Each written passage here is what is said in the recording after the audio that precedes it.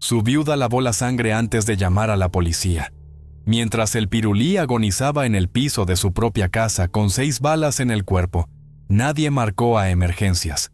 No hubo gritos, no hubo intentos de reanimación, no hubo vecinos alertados. Hubo agua, detergente y silencio. Las alfombras empapadas de sangre fueron limpiadas. El cuerpo fue arrastrado lejos de la puerta. Y cuando por fin llegaron los agentes, la escena ya no era la escena. Esa noche, alguien decidió que la verdad era menos importante que lo que debía ocultarse. 29 de noviembre de 1987. Casi medianoche. En el fraccionamiento Las Arboledas, uno de los más exclusivos del norte de la Ciudad de México, Víctor Iturbe abrió la puerta de su casa creyendo que era su hija. No miró por la mirilla, no preguntó quién era, confió. Del otro lado lo esperaban 3 hombres armados. Dispararon a quemarropa. Munición diseñada para matar sin error. El cantante que había hecho suspirar a todo un país cayó en el umbral de la casa que representaba su éxito. Pero el disparo más perturbador vino después. Su esposa, Irma Güereña, fue la última persona que lo vio con vida y la primera en alterar el escenario del crimen. Ordenó mover el cuerpo, mandó lavar las alfombras. Más tarde, cuando la policía hizo preguntas, mintió. Dijo que había sido un asalto. Dijo que no sabía nada. Dijo que no había escuchado nada.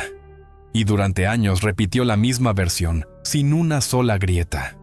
30 días después, el caso fue cerrado, sin detenidos, sin responsables, sin justicia. Como si no bastara, Televisa dejó de programar su música. Su voz desapareció de la radio. Su nombre se desvaneció del horario estelar. México pasó página. El ídolo romántico de los años 70 y 80 fue tratado como una nota incómoda que era mejor olvidar. Su nombre era Víctor Iturbe. Tú lo conociste como el Pirulí, el hombre que cantaba al amor eterno mientras acumulaba enemigos, secretos y miedos. El artista que construyó una vida perfecta por fuera y una red peligrosa por dentro. Hoy, más de 3 décadas después, seguimos sin una respuesta judicial. ¿Quién tocó realmente esa puerta? ¿Por qué Víctor abrió sin dudar? ¿Y qué fue exactamente lo que su esposa intentó borrar esa noche? Para entenderlo, hay que retroceder. Mucho antes de los disparos, antes de la alfombra lavada, antes de la puerta abierta. Al momento exacto en que el Pirulí comenzó a cruzar límites que nunca debieron cruzarse. Para entender por qué a Víctor Iturbe le arrebataron la vida como si fuera un mensaje escrito con pólvora, hay que regresar a un tiempo donde no existía Las Arboledas, ni las alfombras caras, ni el miedo escondido detrás de una puerta de roble. Antes del rey del romanticismo, antes del ídolo que cantaba como si supiera exactamente dónde duele el amor, hubo un joven nacido el 8 de mayo de 1936 en Ciudad Valles, San Luis Potosí, con un destino que no olía a perfume ni a escenario, sino a sal, a viento y a riesgo.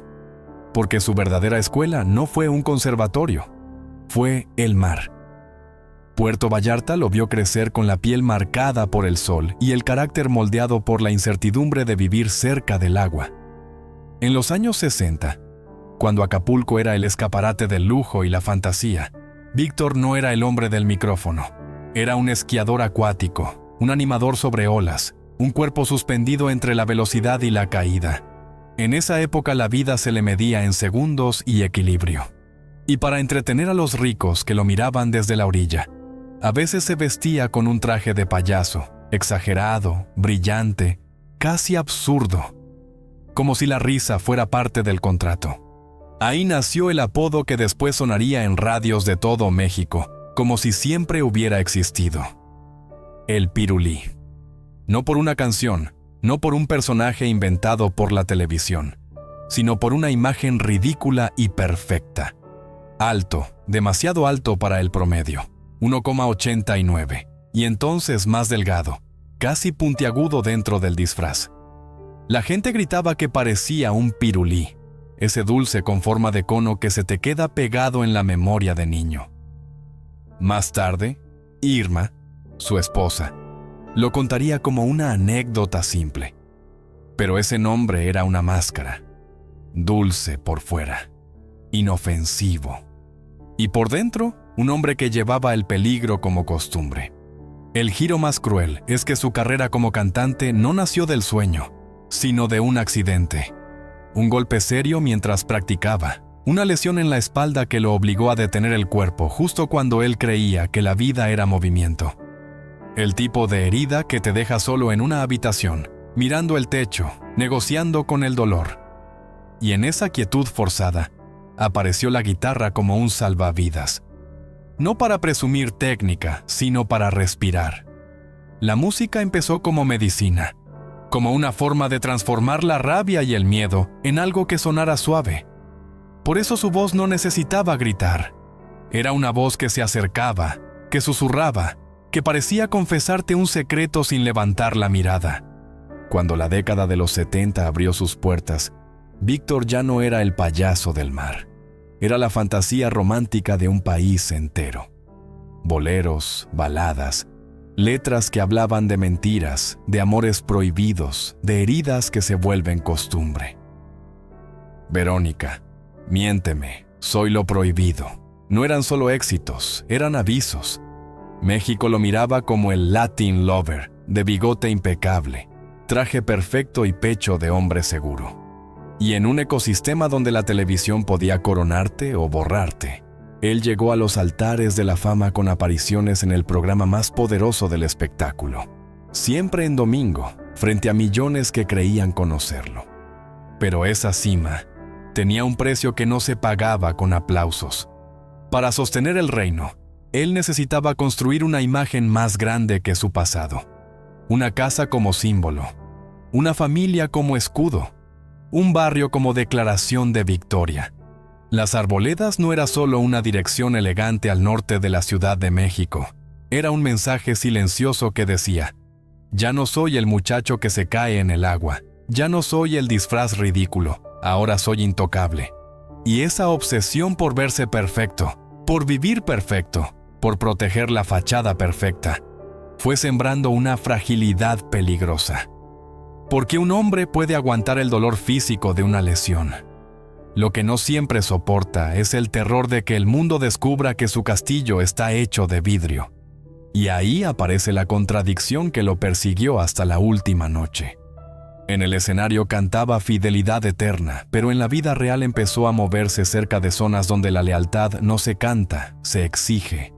Su pasado de adrenalina nunca se fue, solo cambió de forma. Lo que antes era velocidad y agua, después fue poder y cercanía con gente que no perdona. Y cuando alguien vive demasiado tiempo creyendo que el éxito lo protege, termina cometiendo el error más humano: confiar. Confiar en su imagen. Confiar en su casa. Confiar en que el amor familiar siempre abre la puerta correcta, sin saber que, a veces, la puerta también abre el infierno. En los años 70, México no era solo un escenario de boleros y programas familiares.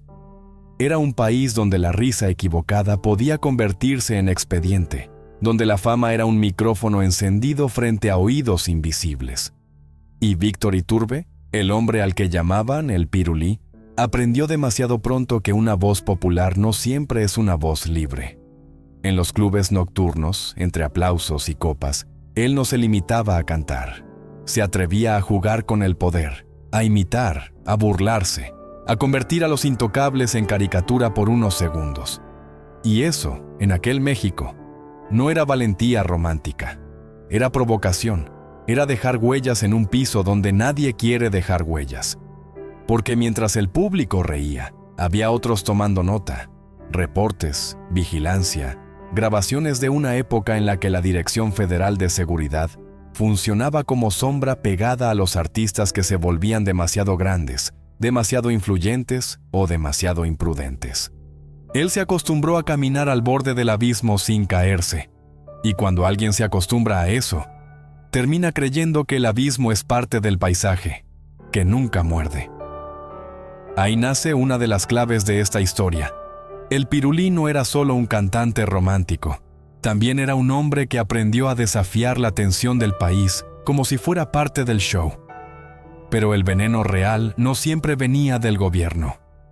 A inicios de los 80, el otro poder ya estaba instalado, el que no necesitaba cámaras ni discursos, el que pagaba en efectivo, cerraba calles con hombres armados y podía comprar silencio con la misma facilidad con la que compraba champaña. En esa década, el mundo del espectáculo y el mundo criminal se rozaban demasiado. A veces por necesidad, a veces por ambición, a veces por miedo. Y cuando un artista se vuelve símbolo, aparece una tentación peligrosa, creer que puede estar cerca de cualquiera sin mancharse. El Pirulí tenía propiedades, una vida que para muchos parecía demasiado sólida para el México roto de la crisis y el sobresalto. Y cuando la riqueza crece en un país donde la mayoría se encoge, la pregunta nace sola: ¿de dónde viene? ¿A quién le sirve? ¿Con quién se firma en la oscuridad? Aquí es donde la historia empieza a oler a prohibido, no por una canción, sino por una regla vieja del poder clandestino. Puedes perder dinero y aún negociar, pero no puedes humillar. Y alrededor de Víctor circuló durante años un rumor con filo: la posibilidad de una relación indebida con la mujer de un hombre peligroso. Nadie lo probó con sentencia, nadie lo escribió con tinta final, pero el rumor persistió porque explicaba algo que la escena del crimen grita sin palabras. Aquello no parecía un robo, parecía un mensaje. Y en el lenguaje del miedo, los mensajes se escriben en la puerta de tu casa, para que el barrio entienda, para que la industria entienda, para que todos entiendan sin preguntar. Y aún así, el secreto más oscuro no necesariamente estaba afuera. Podía estar adentro, respirando en el mismo techo, usando la misma mesa, compartiendo el mismo apellido. Porque también se habló de otra posibilidad: la violencia doméstica como origen del silencio. Un comunicador llegó a insinuar lo impensable: que Irma no era solo la viuda, que pudo haber sido víctima. Y si eso fuera cierto, entonces la muerte ya no sería solo una venganza del narco, sino un ajuste íntimo, familiar, de esos que no se anuncian, de esos que se resuelven con la misma frialdad con la que se cierra una puerta. No es una verdad confirmada, es una hipótesis que duele precisamente porque encaja con otra pieza que todavía no hemos terminado de mirar. Guarda esto en tu mente. En esta historia no hay un solo monstruo con una sola cara. Hay un hombre que cantaba amor mientras coleccionaba riesgos. Un país donde el poder tenía varios uniformes. Y una casa que parecía perfecta desde afuera. Todo lo que hoy llamamos misterio comenzó antes de la medianoche del 29 de noviembre de 1987. Comenzó cuando Víctor aprendió a convivir con fuerzas que no perdonan.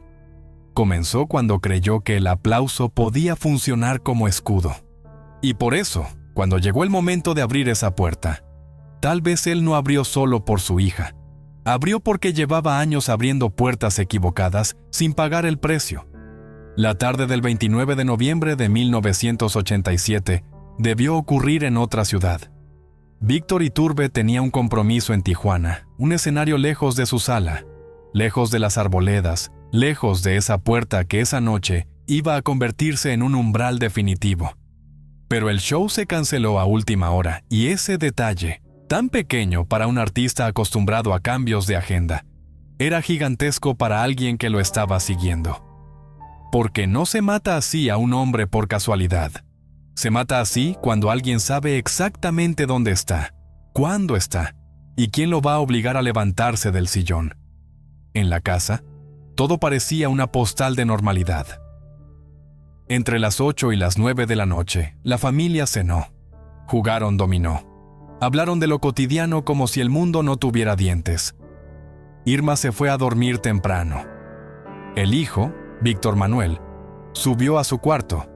Lucy salió alrededor de las 9:30 para ir al cine con su novio. Y entonces llega la frase que, años después, sonaría como una llave girando en la cerradura del destino. Lucy se fue sin llaves. No era un grito, no era una alarma, era una frase doméstica, inocente, dicha con el tono de quien cierra el día. Pero en la cabeza de Víctor Iturbe esa frase no era un comentario, era una orden emocional. Él tenía que abrir, él tenía que estar ahí, porque un padre que ama no se acuesta si su hija puede quedarse afuera, y porque él había construido una vida entera intentando demostrar que su casa era un refugio perfecto. Así que se quedó abajo, solo, con la televisión encendida como compañía, y con esa vigilancia silenciosa que no parece vigilancia hasta que ya es tarde. Se recostó en el sillón reclinable, miró el reloj de reojo, escuchó el ruido del vecindario apagarse. Las Arboledas se dormía con esa calma de fortaleza, con calles que prometían seguridad, con rejas y árboles como si la riqueza pudiera bloquear el miedo. Pero la noche no respeta códigos sociales. La noche solo espera.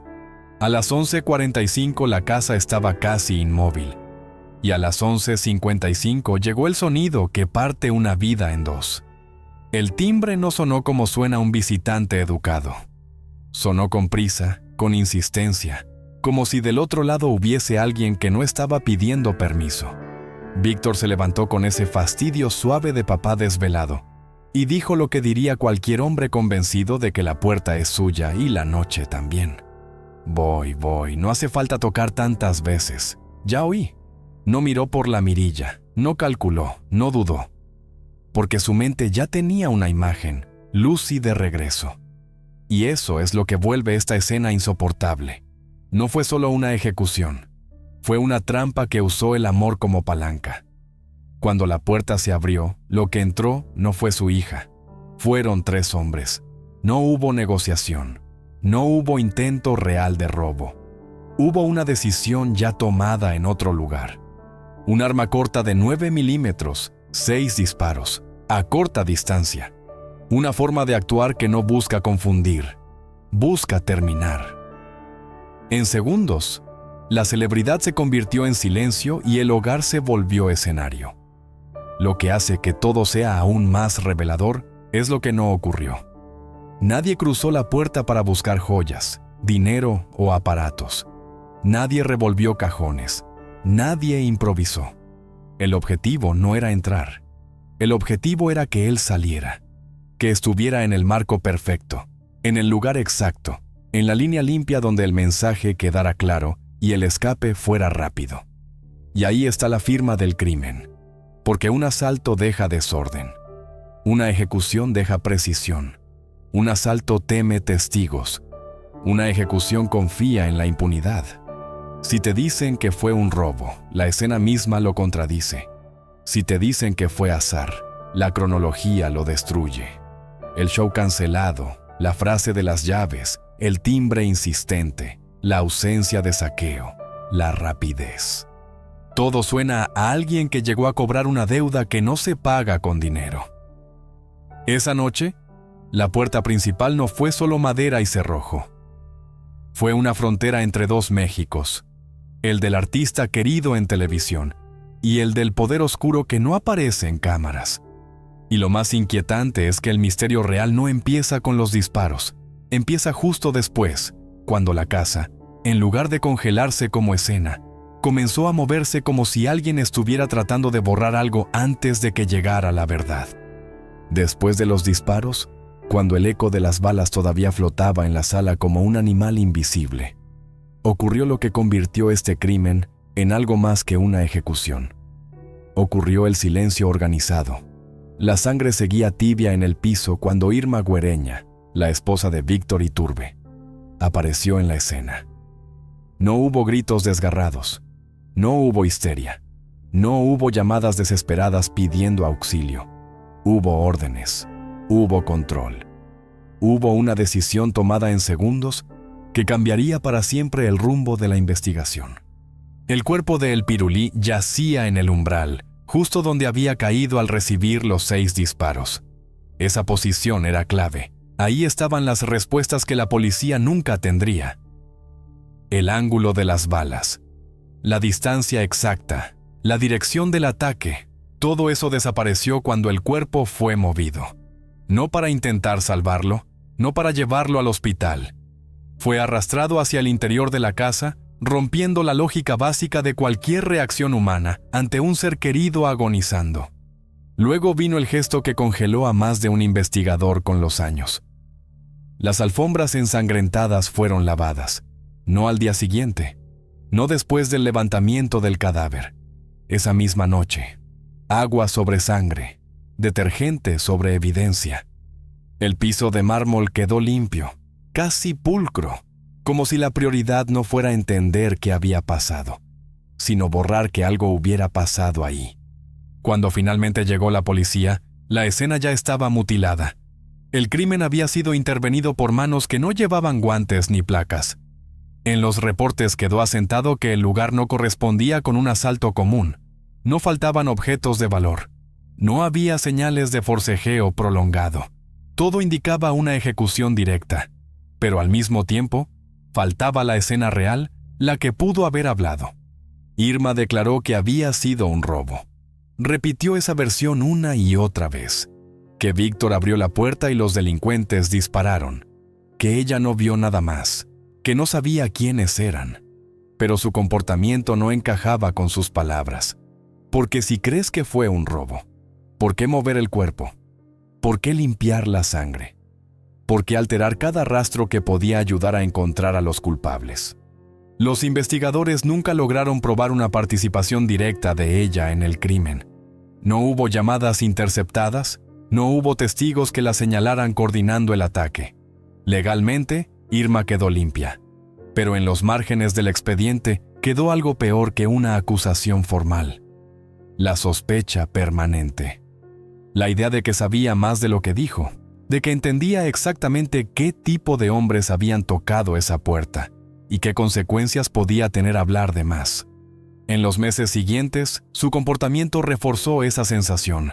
La casa de las Arboledas fue vendida con rapidez. La familia se dispersó.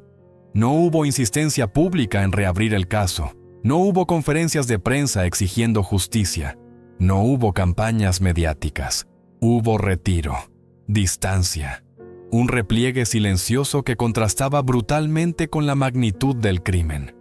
Aquí es donde aparecen las dos lecturas que se persiguen hasta hoy. La primera es la del miedo, la de una mujer que entiende que el asesinato de su esposo no fue un error, sino un mensaje, y que sabe que colaborar, insistir o remover el pasado podía poner en riesgo a sus hijos. En ese escenario, limpiar la escena no sería encubrimiento, sino supervivencia. La segunda lectura es más oscura, la que sugiere que el peligro no venía solo de afuera, que el conflicto estaba más cerca, que proteger a alguien más, quizá de su propia familia, era más urgente que proteger la memoria de su marido. Esa versión nunca se probó, nunca se desmintió del todo. Simplemente quedó flotando, como la sangre que ya no estaba en el piso. 30 días después, el expediente fue cerrado sin culpables. Y con él se selló el pacto tácito que rodea esta historia. Nadie pagó, nadie habló, nadie volvió a tocar esa puerta. Lo único que quedó fue una pregunta incómoda que sigue abierta décadas después. ¿Irma Guereña limpió la escena por miedo? ¿O porque estaba protegiendo un secreto que jamás debía salir a la luz? Para entender por qué ese silencio fue respetado por todos, hay que mirar ahora al otro lado, a la investigación oficial, a las hipótesis que se tocaron apenas con la punta de los dedos y a las razones por las que este caso, desde el inicio, parecía destinado a no resolverse nunca. La investigación oficial sobre la muerte de Víctor Iturbe avanzó con una velocidad sospechosa, demasiado rápida para un crimen tan preciso, demasiado superficial para una ejecución con 6 disparos a quemarropa. Desde el primer informe, las autoridades parecían más interesadas en cerrar el expediente que en abrir preguntas incómodas. Y en el México de finales de los años 80, eso no era un error burocrático, era un método. La primera línea de investigación apuntó a lo más fácil de etiquetar y lo más conveniente de archivar: el narcotráfico. La palabra funcionaba como una llave maestra. Bastaba pronunciarla para justificar el silencio posterior. El pirulí, decían, había tenido relaciones peligrosas. Se hablaba de llamadas anónimas, de advertencias previas, de una deuda indefinida que nadie quiso detallar. No hubo grabaciones presentadas, no hubo números rastreados, solo rumores aceptados como contexto suficiente. En ese momento histórico, cuando los cárteles dominaban regiones enteras y la impunidad era la norma, señalar al narco equivalía a decir, no sigan preguntando. Pero incluso dentro de esa hipótesis había grietas. Los crímenes del narco solían ser ruidosos, ejemplares, públicos. Aquí, en cambio, hubo precisión quirúrgica y retirada limpia. Nadie reclamó autoría. No hubo mensaje posterior. Y sobre todo, no hubo continuidad. Un ajuste de cuentas normalmente deja rastros alrededor. Este número parecía diseñado para no dejar historia, solo cadáver. La segunda hipótesis, menos mencionada en documentos oficiales pero más persistente en los pasillos del periodismo, fue la de un conflicto íntimo, familiar, imposible de probar y por eso mismo más inquietante. Voces cercanas al caso insinuaron durante años que Víctor no era el hombre apacible que cantaba boleros en televisión, que en casa existían tensiones profundas, que Irma no solo era la viuda silenciosa, sino una mujer atrapada en una dinámica de miedo. Si eso era cierto, entonces el crimen podía haber nacido mucho más cerca de lo que todos querían admitir. Esta teoría explicaba demasiadas cosas a la vez. Explicaba por qué Irma alteró la escena sin dudar. Explicaba por qué nunca exigió justicia públicamente. Explicaba por qué el silencio fue inmediato y definitivo. No como pacto criminal, sino como mecanismo de supervivencia. Porque proteger a los vivos puede, a veces, pesar más que honrar a los muertos. La tercera línea de investigación nunca llegó a llamarse así, pero flotó como una sombra constante. La complicidad institucional.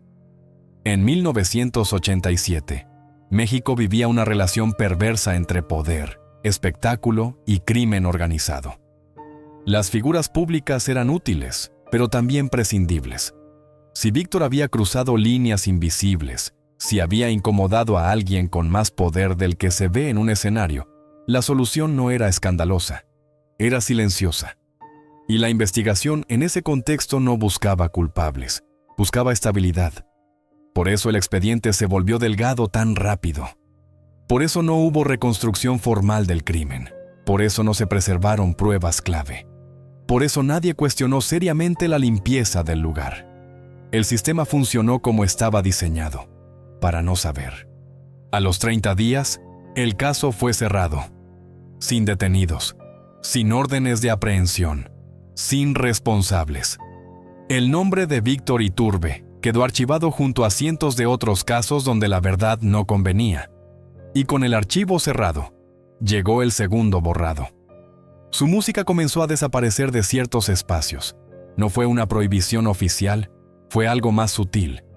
Programadores que dejaron de incluirlo. Productores que evitaron mencionarlo. Un acuerdo no escrito que el medio entendió sin necesidad de explicaciones. Así, la investigación murió 2 veces. Primero en los despachos policiales, luego en la memoria pública. Hoy, cuando se revisan los fragmentos que quedaron, ninguna hipótesis logra imponerse del todo. Todas encajan parcialmente, todas explican algo. Ninguna lo explica todo. Y eso es lo que convierte este caso en una herida abierta. Porque no fue solo un asesinato, fue una decisión colectiva de no mirar. Víctor Iturbe murió a las puertas de su casa. Pero la verdad murió después, lentamente, en oficinas, en silencios, en miedos compartidos. Y mientras nadie esté dispuesto a romper ese pacto tácito, la pregunta seguirá intacta. No quién apretó el gatillo, sino quién decidió que nunca debíamos saberlo. Lo que vino después no fue justicia, fue consecuencia. Para la familia, para los hijos, para una carrera que quedó suspendida en el aire como una nota que nunca termina de caer. Y ahí es donde esta historia entra en su último tramo. Porque cuando un crimen queda impune, no se cierra, se hereda. La verdad empezó a filtrarse cuando ya nadie esperaba justicia. No vino de un juez, ni de una fiscalía, ni de un expediente reabierto. Vino del cansancio, del desgaste. De una familia que llevaba años sosteniendo una versión que se caía a pedazos cada vez que alguien hacía la pregunta correcta. Víctor Iturbe ya estaba muerto cuando el silencio se volvió insostenible. Pero su casa seguía hablando. Los vecinos recordaban discusiones que nunca entraron en el acta policial. Disparos que no coincidían con el horario oficial. Una noche demasiado larga para un crimen que, según el informe, ocurrió en minutos. Detalles pequeños, incómodos, que nadie quiso unir.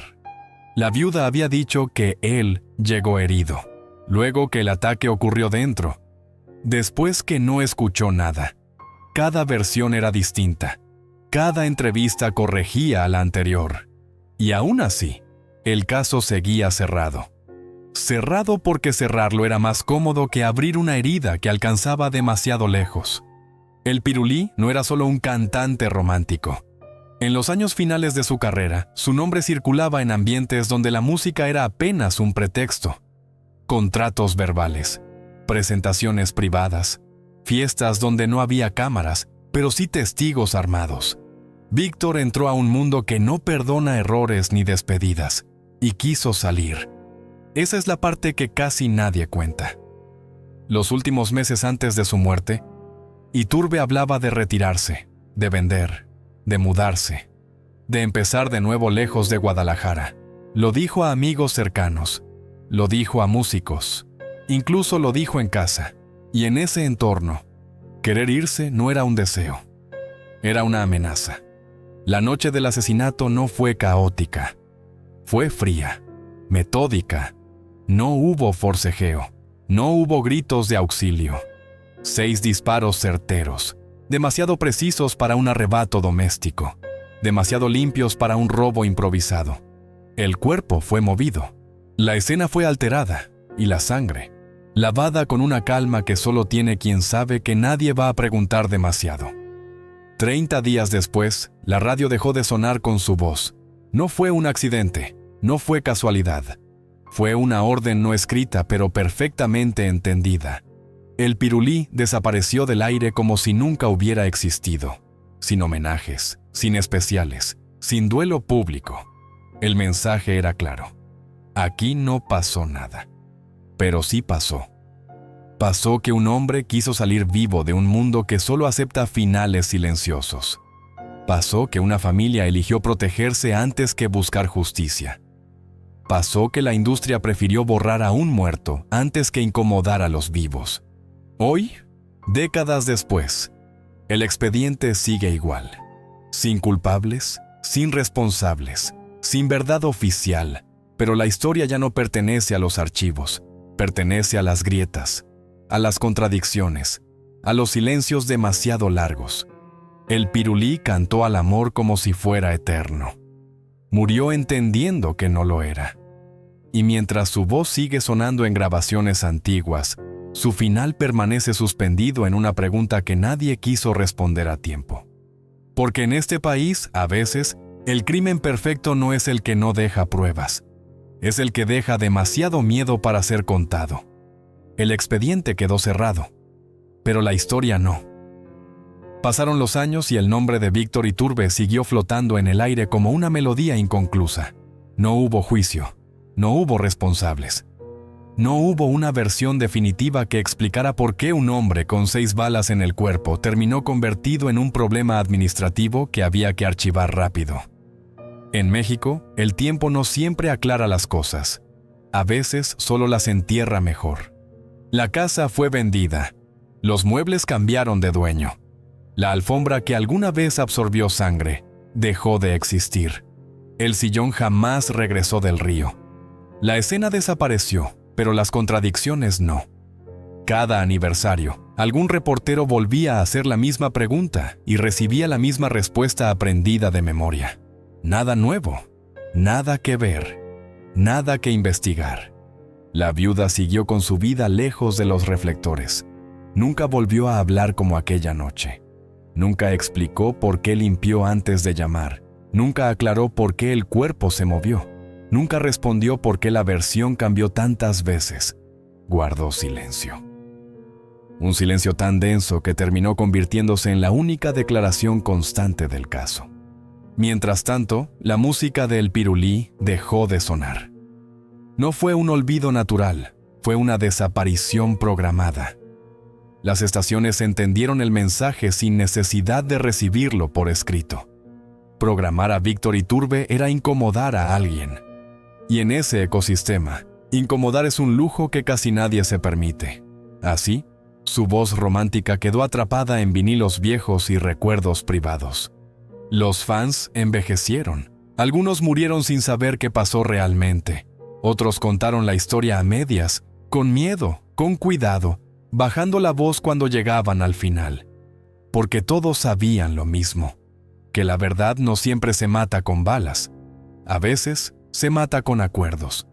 Hoy, décadas después, el nombre de El Pirulí sigue generando la misma pregunta incómoda. ¿Fue un crimen pasional, un ajuste de cuentas, una advertencia, o simplemente un mensaje que no necesitaba ser explicado? No hay pruebas nuevas. No hay testigos vivos dispuestos a hablar. Solo quedan los huecos, las inconsistencias, las decisiones que no encajan. En los archivos, el caso figura como resuelto. En la memoria colectiva, no.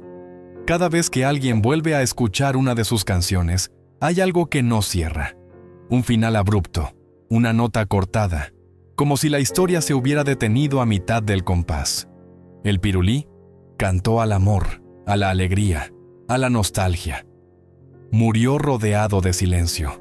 Un silencio que no fue casual ni inocente. Fue construido, protegido, defendido, porque alguien decidió que era mejor así. Y esa es la parte más dura de esta historia. No la muerte, no las balas, no la sangre lavada. Lo más cruel fue la desaparición posterior. El intento sistemático de borrar a un hombre que sabía demasiado o que estaba en el lugar equivocado en el momento equivocado. Hoy, su nombre regresa no para acusar, sino para recordar. Para señalar que hay historias que no se cierran con un sello oficial, que hay verdades que sobreviven aunque nadie las escriba, y que a veces la justicia no llega, pero la memoria insiste. Víctor Iturbe no tuvo un adiós digno. No tuvo una despedida pública, no tuvo respuestas, pero tuvo algo que el tiempo no pudo borrar del todo. Una pregunta que sigue abierta. Y mientras esa pregunta exista, su historia seguirá viva, esperando el día en que alguien se atreva a decir lo que esa noche nadie quiso escuchar.